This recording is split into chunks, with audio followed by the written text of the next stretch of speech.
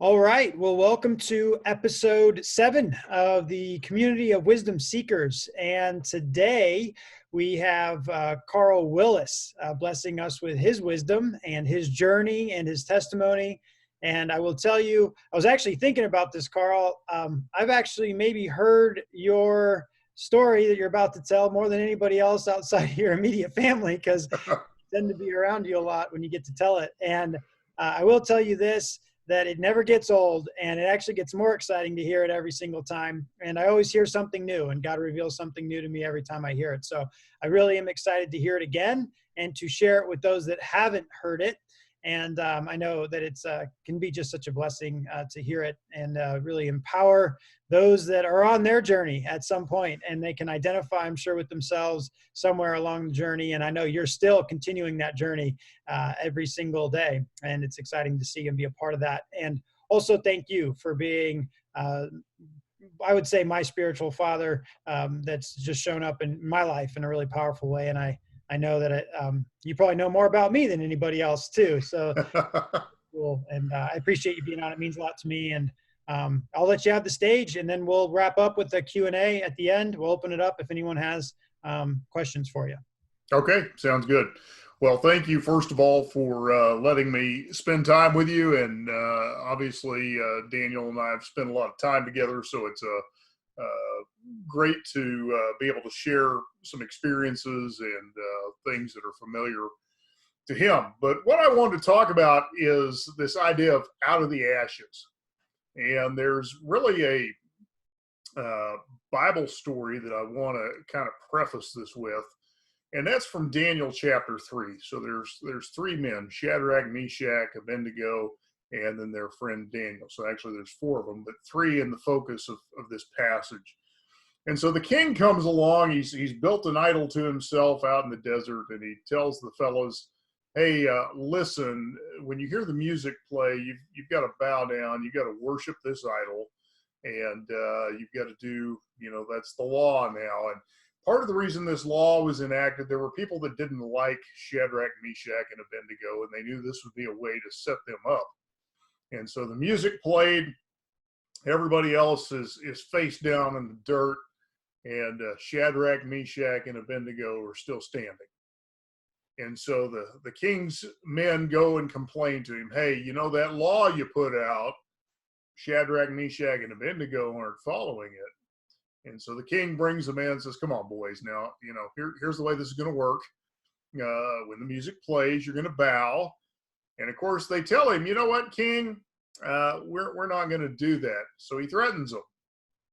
Throw you in the fiery furnace if you don't. They said, you know what, king, even if it cost us our lives, we still wouldn't bow to you. We still wouldn't turn away from what God has for us. So, of course, the story is he throws Shadrach, Meshach, and Abednego into the fiery furnace. Everyone's expecting them to die. The guards that throw them in are expecting, end up dying. And the king looks and he sees four figures moving around in the flames. And one of those looks like a son of the gods. And so he yells out, and Shadrach, Meshach, and Abednego respond. And so he brings them out of the fiery furnace. But here's the thing that always struck me. It says when they came out of the furnace, the hair on their heads wasn't singed, their clothes weren't singed, and they didn't even smell like smoke. So I want to start with that thought, out of the ashes. Right now, a lot of people are in the fire, and they are fearful of what's coming. Oh no, my finances have stopped, my job has stopped, school's disrupted, what's going to happen to me? And they begin to think worst case scenarios. This is a place where people often will then begin to compromise. Do I trust God, or do I trust him enough to follow him all the way through, even if it's putting my life in jeopardy? And so that's where I want to start us from. So let's go back 2006. I get an invitation to come to India and teach. So there's two places in the world I said I never wanted to go. India would be number one. East Africa would be number 2. So keep that in mind. So I tell my host, no thank you. I've got a great ministry going on here in the U.S., and I'm not really interested in coming. So within about 5 days, or excuse me, 2 weeks, I have 5 more invitations inviting me to come to India. And I decide, you know what, I probably ought to do this. So I go to India for the first time, and God plants a seed deep in my heart. And maybe you guys can relate to this. It was a seed of a dream. It was an idea in the moment. What if I could do, and the dream was this: what if I could find a way to use my business skills and my ministry skills and create a way to provide for pastors who are in these third world countries? Or what if I could be a catalyst to their work? Or what if I could make a difference in their world? And part of what got me thinking about that was my friend runs an orphanage, 50 kids in the orphanage. And I asked him one day, I said, what does it cost to put all of these kids in school, keep them fed, make sure they're clothed? What does that cost every month? And he says, oh, it's about $300 US. And I went, my truck payment is more than that. What could I do? I began to feel the weight of that conversation. Okay.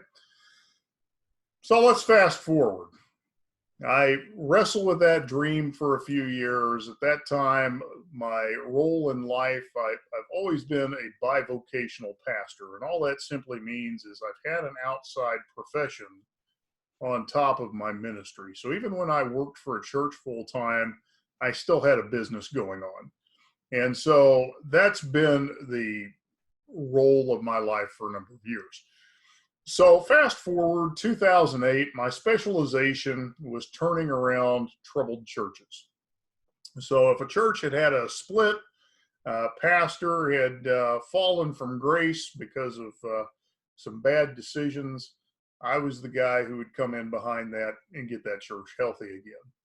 It's part of the reason it was important to be bivocational, because often ailing churches had no money to pay you. So I keep that thought in mind. So anyway, I tried to turn this church around. I wasn't able to do it. And at the same time, I had a house for sale in Pittsburgh, Pennsylvania. It was on the market for nearly 4 years, didn't sell. Pipes kept getting stolen out of it. All sorts of crazy stuff happened. So what ends up happening, I can't turn this church around, and that dream that started in 2006 starts to really flare up. So I began to pray about what was my next step, and the step was this: you need to start a church in the Skid Row area of Corpus Christi, Texas. And here was the second piece: you need to live by faith.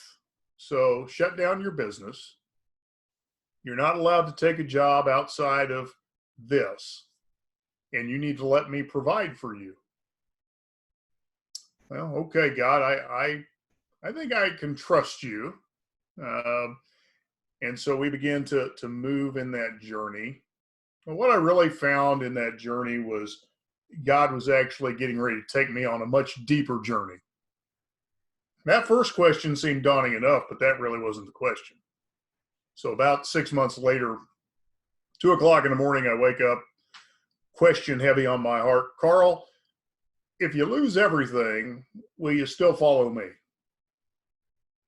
I had to think about that for a few minutes, because I knew that God really probably wasn't asking me a question. He was telling me where he was going to take me. And so I thought about it. I sat for a minute. I said, you know what, Lord, I have seen you work time and time and time again. I trust you. So the answer is yes. Now, at the same time, my wife sits up, and I said, what are you doing awake? She says, well, this question's weighing on me. So what's that question? If you lose everything, will you follow me? I said, well, what did you tell him?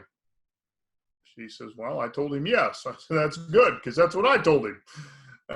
So anyway, that's where this journey into the fire really begins. Here's the thing. I knew in the moment that if I told God no, he would still love me. I also knew I would miss out on his very best. And I didn't want to miss out on his very best for my life. Now, what I didn't realize is what that really meant. If you lose everything, will you follow me? So fast forward a few more months, we really are losing everything. Can't afford to pay the rent anymore. Can't afford to buy groceries anymore. Had to pray for toilet paper and toothpaste. There's a picture that sits on our living room mantle that a friend of ours drew for us. And talks about God's provisions, because there was a day where in our house there was no toilet paper, there was no toothpaste, and there was nothing for dinner. And so I did what I had heard pastors overseas talk about. I huddled my family and I began to pray for the provisions of the day. I'd never had to do that before. So these guys would tell me when I would travel, they'd say, I couldn't feed my family 2 days last week. And I go, oh, that's terrible. But here I was facing the same thing. And it became very real to me. And so we began to pray. And about 2 hours later, knock comes at the door. It's a friend of mine.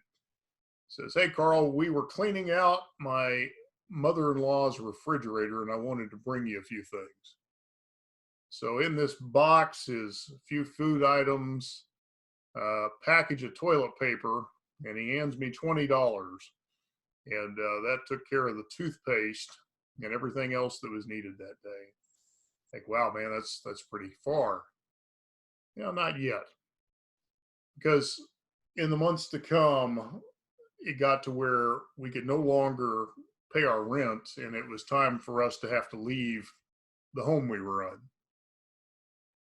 So January 2010, I load a U-Haul moving truck on my wedding anniversary. I drop my kids off at school, and my wife and I go to a Walmart parking lot, officially homeless. No idea where to go, no idea what's next, no idea what the next step is. And so I start placing some phone calls. And a couple of amazing things happened. First phone call was to a friend of mine that was an overseer for the ministry I'd started. He says, you know what, I got a guy in my church that owns a storage facility. Let me call him real quick. He calls me back and he says, you've got free use of a storage unit as long as you need it. Go put your stuff in there. Thank you. Because it was our anniversary, he also said, my church is paying for 2 nights at Motel 6 for you and your wife. Enjoy. Small blessings. I never thought I'd be thankful for Motel 6. And my co-pastor and his wife said, you know what, we've been praying for the last few months and we have felt like we were supposed to take you in at some point, and I guess this is when that point is. We want you to move in. So we moved in, took over their spare bedroom. Interestingly enough, that same week, the Lord tells him, hey, you need to quit your job at Coca-Cola. He was a manager there. So for the next 16 months, basically, a little longer than that, almost 2 years, so about 18 months, you got 8 of us living in a 1,300 square foot house. And the only incomes in the house are my wife's part-time income and his wife's part-time income. Somehow, there was always food. There was always a roof over our head, and the lights were always on. Now, I can't explain how that happened all the time, but it happened month in, a month out. And so we lived that way. But back to the story. Shadrach, Meshach, and Abednego go into the fire. And as far as the story should go, that should be the end of them. But it's not, because in the middle of the fire, the presence of the Lord shows up. And so they find freedom in the midst of the fire. So I was thinking about, what does the future look like? I've got this dream. I'm homeless. What do I do with it? So this is another great Bible story. So in the New Testament, it's recorded of Jesus feeding the 5,000. And what we find out is that crowd was actually probably closer to 15,000. It was 5,000 men plus women and children. And one of the gospel accounts in Luke, what we find out is that Jesus turns to Philip, his disciple, and says, Philip, you need to feed these people. Philip looks at the crowd and says, what am I going to feed them with? If we had a year's worth of wages, it wouldn't be enough to feed this crowd. But the question doesn't go away. And so Philip has to go in search of some provision. So for me, the dream wasn't going away. Well, God, how am I going to equip leaders around the world? How am I going to support them or myself with business? Because the only business I had at that time was I was a financial advisor. So people don't want a homeless guy managing their money, and it's kind of hard to scale up and reproduce. So I began to pray, well, what is there? And I got the picture in my mind of, now you're going to laugh at this, an Amway meeting, but using the internet to do that. And I went, oh, that's weird, because I'd been Amway ambushed as a kid. And so I thought, you know what, but there's something to that. What if you use the internet to get out in front of people who kind of like that stuff? And so the only problem was I didn't know enough about the internet to really be effective. And so here's what I want us to see. So back to Jesus and the 5,000. Philip and his buddies go through the crowd, and finally they find a little kid who's got 5 loaves of bread and 2 fish. Okay, Jesus, you want us to feed this whole crowd. This is all we've got. 5 loaves and 2 fish. Here you go. Well, in my case, the question was, well, what do you have in your hands, Carl? What I had in my hands was kind of interesting. I met with a guy every week for coffee who was an atheist. And I took out an ad in Craigslist when I got to Corpus Christi because I was a pastor and I spent my time with church people all the time. So I took out an ad on Craigslist and said, if you're an atheist, an agnostic, or somebody who doesn't believe like me, I want to meet you for coffee every week. I'm not going to argue politics or religion. I just want to pick your brain. So I get this burnout 69-year-old Coast Guard pilot, retired, who died on the operating 3 different times and didn't see a white light. So far as he's concerned, there's no God. And so he and I meet for coffee every week. He knows what I do, but he likes me. So he asked me one day, hey, I really like computers. If I clean the pornography off of them, would you like my old computers? I said, yeah, if you'll clean the porn off, I'll take them. So that's what he did. Well, what a few computers ended up being over time was about 24 computers. But what I had in my hand at that time was he'd given me a laptop, a used porn-free laptop. And that's what I had to give to God. God, here's what I have. In my hands, it's not nearly enough, but it's what I have.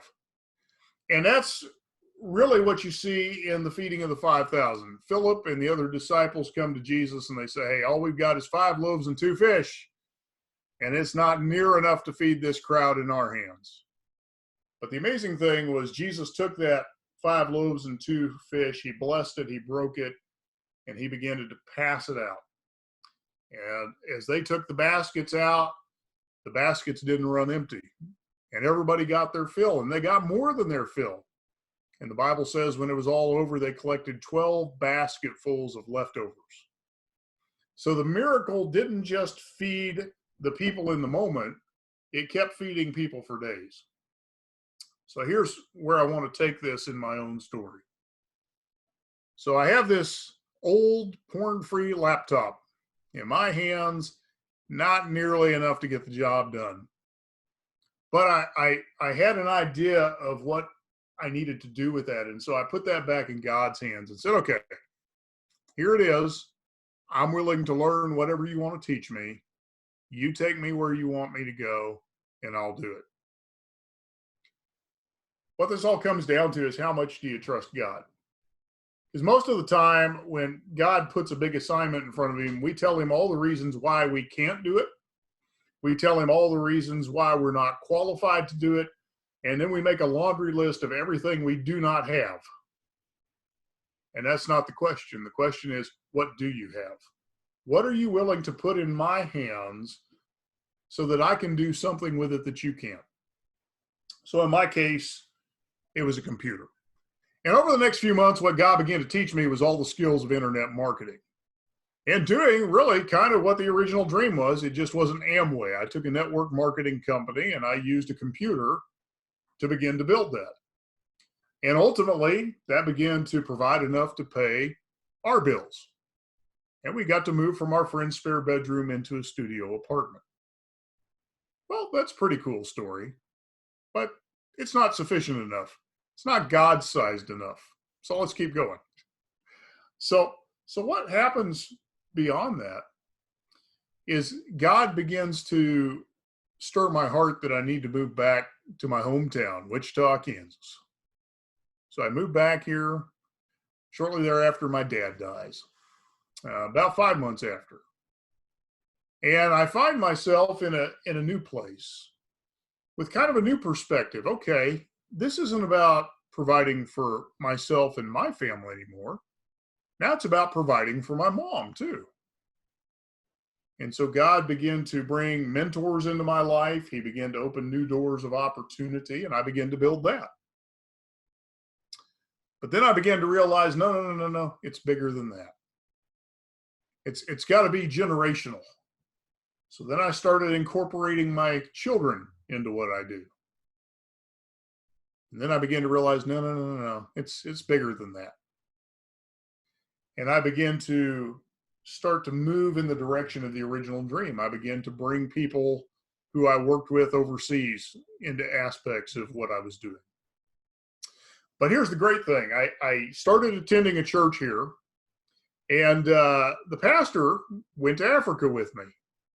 And we took a trip together and went, and he came back, and he wasn't really feeling like that was the place. And yet God began to stir his heart, so he went back 6 months later. And in that group was a woman who runs a business here in Kansas. She saw children outside of the school, shabby clothes, not going to school. She asked, why not? Because they don't have money for school fees. So they don't eat, they don't go to school. And it broke her heart, so she created an organization. And that organization puts those kids through school. It feeds them, it clothes them. It's now expanded to India. Well, that's pretty cool. But wait, there's more.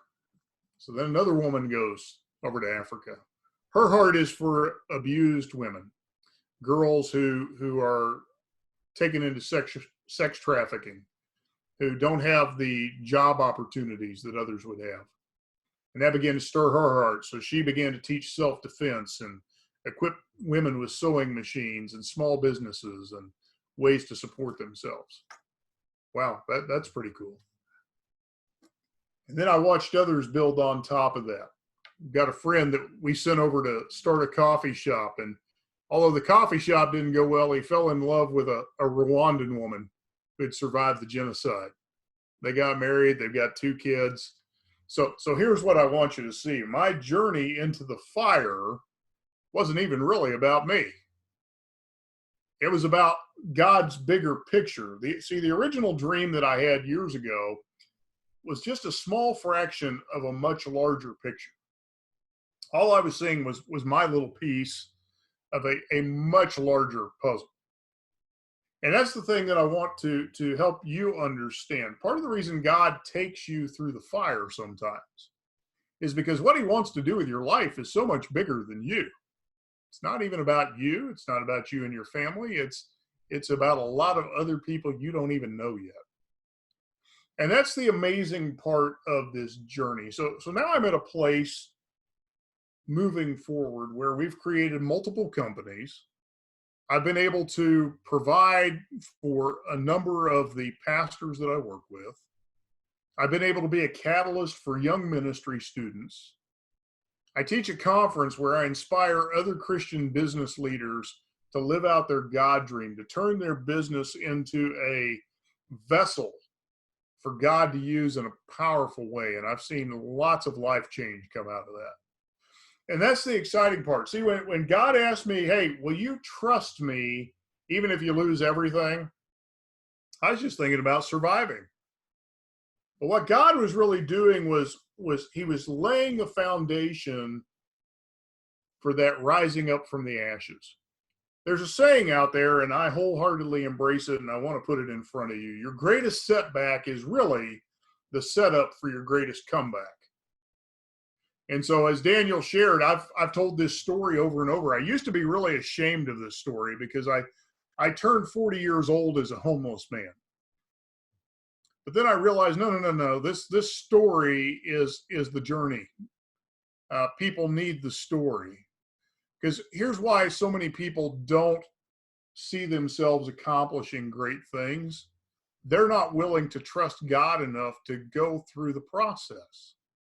See, the thing is, we get this dream, but we're not really ready to handle the dream. There's a lot of retooling that has to happen before we're capable of stewarding that dream well. And once we allow God to take us through that process, what we find out is what we were so afraid of really isn't that frightening once you get there. It's the what ifs, it's the shadow of what if that scares us so much. Here's what I really have found coming through this journey. I had a person that was praying for me during those years, and she kept telling me, God is making you unbreakable. And I didn't really like the sound of that at first. You know, if this is what it takes to be unbreakable, I'm not sure I really am interested in that. But coming through the backside of that, here's what I want you to see. Had God told me 25 years ago when I went into ministry, oh, and I forgot to mention, I lost my house in a tornado in 2001, so it's not my first rodeo from the ashes. So had he told me 25 years ago, hey, listen, you're going to lose a home in a tornado. You're going to go through a miscarriage of a child. You're going to go through the death of your dad. You're going to lose multiple businesses. You're going to lose lots of friends. You're going to lose your credit. You're going to lose all your money. You're going to be homeless. You're going to face health challenges along the way. I would have said, you know what? I don't think I want to take that journey. But what God did instead is he didn't put all that in front of me all at once. He began to lead me and say, will you trust me with the next step? Some of those steps I could see coming. A lot of them I couldn't see coming.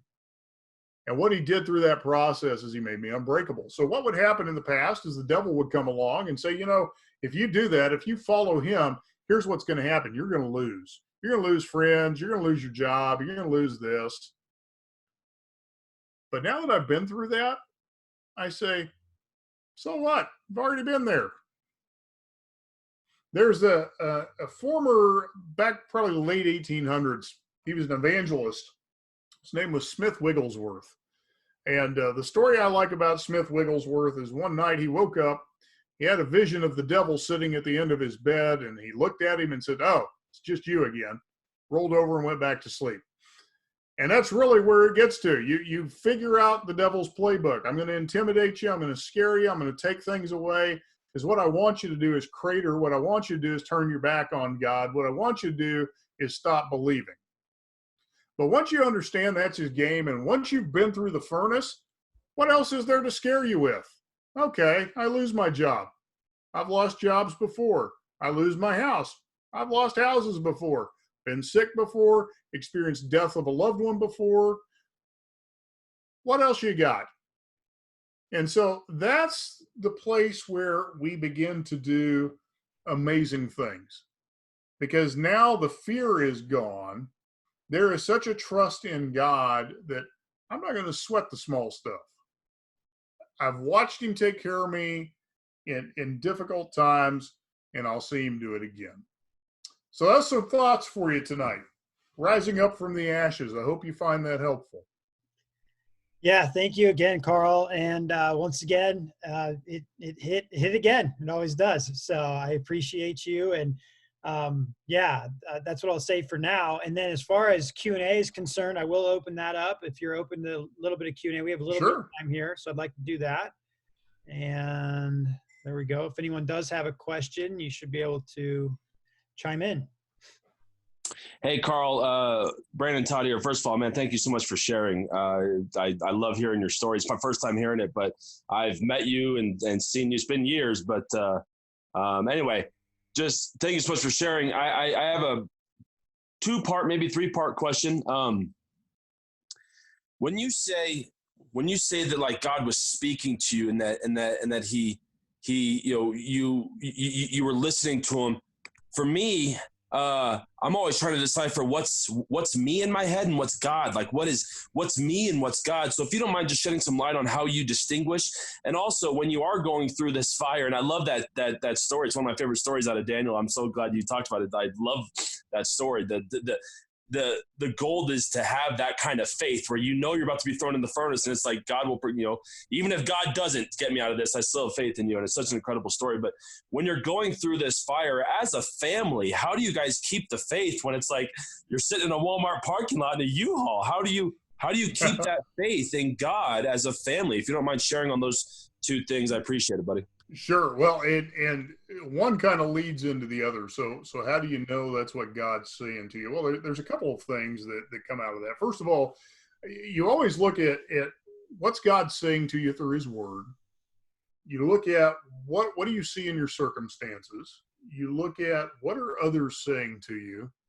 And then you just drill deep into what is that nudging in my heart that is, it's not me, it's not my head, it's really the Spirit of God working. Are there consistent things that keep coming up over and over and over again?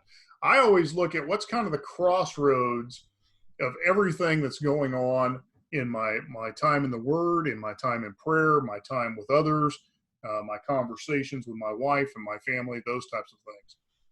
So that's really where I was at. I had, heading into this, I had spent a week in prayer and fasting and silence in June of 2008, all alone with God. And I just let him take me to some really intense places. And I took a lot of notes during that week as I felt he was showing me things, scriptures I was reading, things that were on my mind and heart. I'd write them down. And then I just spent a lot of time really praying through those things. And so when all of this came about, there comes a place where as you've walked with God long enough, kind of like your spouse, you just kind of know his heart in a lot of matters. So when you're a young believer, often you're always double checking, is this right? Is this right? Is this right? Is this right? But as you get more mature in that relationship and you know his heart more, often what you're doing is you're just simply affirming, Lord, this appears to be the next step. Am I correct in taking this step? And that's really what was happening with me was those steps were pretty clear. And even my wife saw it. So when I first started the church and went to live by faith, I wasn't doing real well with that. So I was still sending resumes. And she's actually the one that said, that's not what God has for you. So she was really affirming that direction. People who were praying with me were affirming that direction.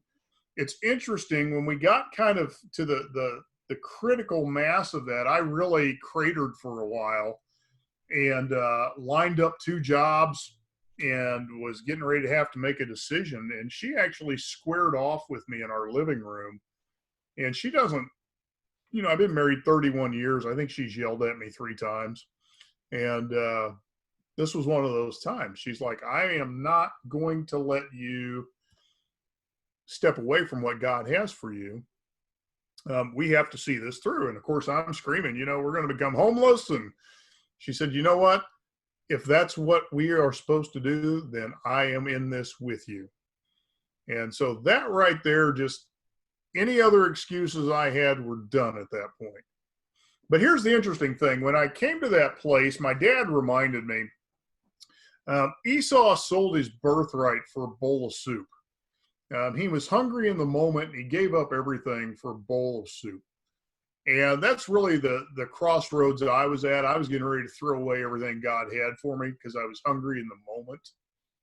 And so here's the kind of the place that I've really come to coming out of this. And a friend of mine said this to me one time, and I've kind of taken it as my own now. And that is, God knows more about leading you than you know about following him. And so that's the thing that I really default to every day. I wake up every morning and say, Lord, you're leading the way today. You guide my footsteps. You illuminate my path, and I will walk where you show me to walk. So without any expectation, just you show me the steps and I'll follow. Awesome. Thank you, Carl. I'm going to go ahead and end the recording here, and then we'll anything you want to say, actually, any ways people can connect with you moving forward, if they want to just check out your work. I know you got some books, any way they can find you online, or any way that we can support you. Sure. They can go to my website, carlwillis.com, and they can also connect with me on Facebook. My business page is Carl S. Willis. Perfect. All right. Well, thanks again. Thanks, Daniel.